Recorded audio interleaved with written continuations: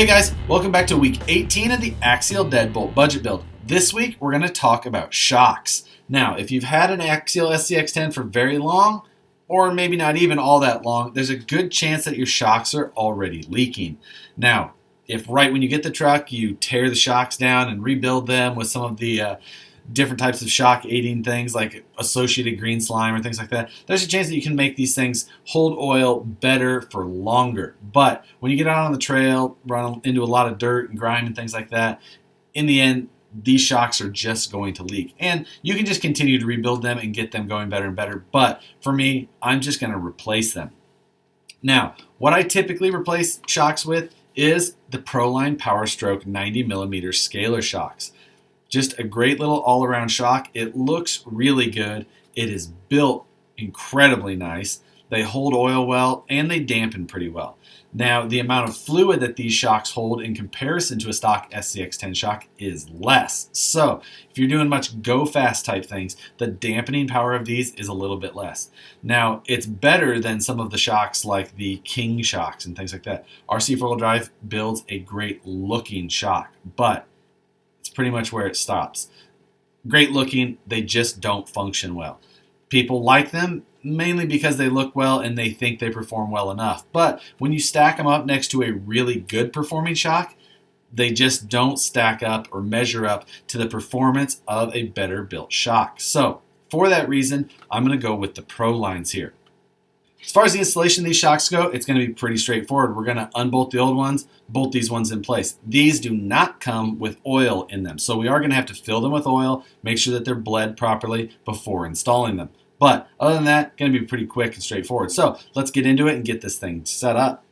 The Proline Powerstrokes come with a dual rate spring setup installed on them out of the box. They also come with a single stage spring as an option part.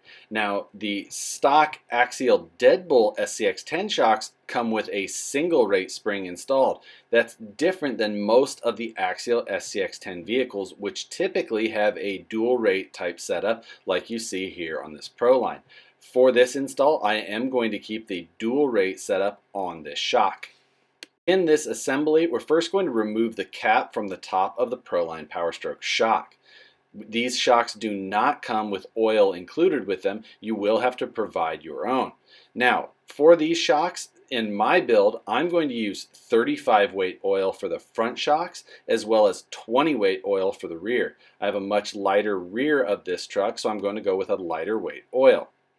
Now, the Proline Powerstrokes are an emulsion style shock. They do not have a bladder in them. So you will have to leave a little bit of room in the shock body to account for the volume of the shock shaft as it collapses inside of the body of the shock.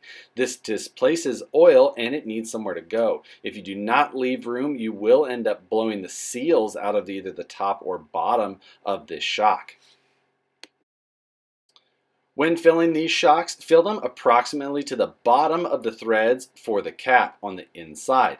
That'll give you just a good starting point. If you fill them too much, as I did on the first shot, you will have to just take and empty a little bit of it out onto a paper towel or something like that. Make sure that you bleed all of the air out of the shocks by cycling that piston up and down. That'll help you get the smoothest possible shock. However, these are again an emulsion style shock, so there will still be some air in that system. You can push the shock all the way up and then tighten the cap to try and get as little in there as possible, but it will create a little bit of a vacuum and want to pull that shock shaft up into the body a little bit. Not a terrible thing and something that you can consider. A big pet peeve of mine is losing these little spring cups.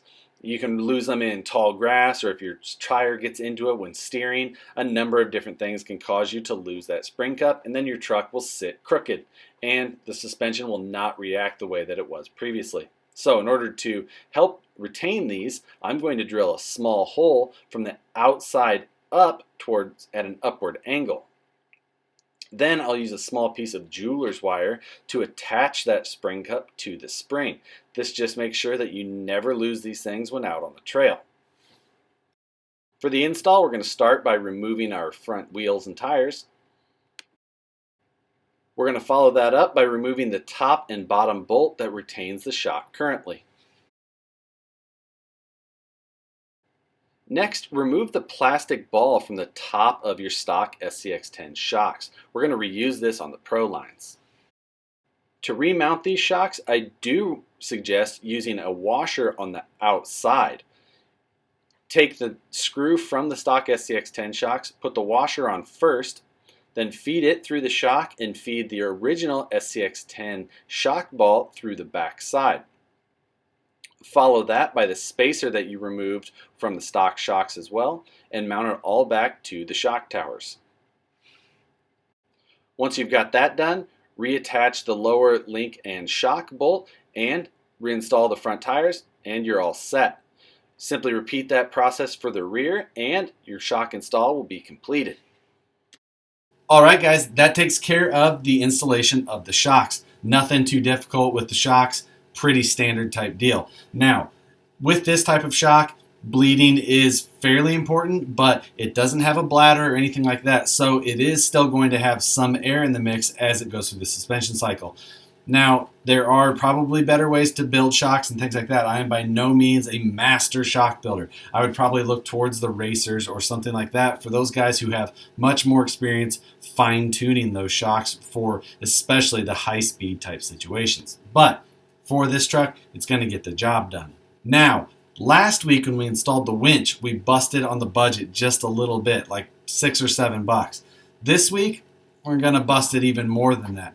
Reason is that I wanted to get these things installed. I've got a few other things that I want to get installed as well, but work is keeping me slammed right now, and I'm a little bit concerned that I'm not going to get to the videos every week. Last week I didn't get it out till Thursday. This week I'm going to get it out on time, but I just never know what's going to happen. So I want to try and get these out there as much as I can. Now, I will rectify the budget in the end, no matter what we've got to do as far as some free weeks here and there or whatnot. But for now, I wanted to get these shocks on this car. Next weekend, there's a possibility of it being pretty nice here, and I've been cooped up inside for too long, and I'd really like to get this truck out on the rocks. If that is the case, I'll definitely try and get some video, but at the same time, work may keep me a little bit tied down. So we'll see exactly how that goes. Now, if I am late on a video, I will try and get something posted up to let you guys know what's going on. But we'll see how that goes. Anyway, with that and with this week's install all completed, that's going to do it. And we'll see you guys on the next one.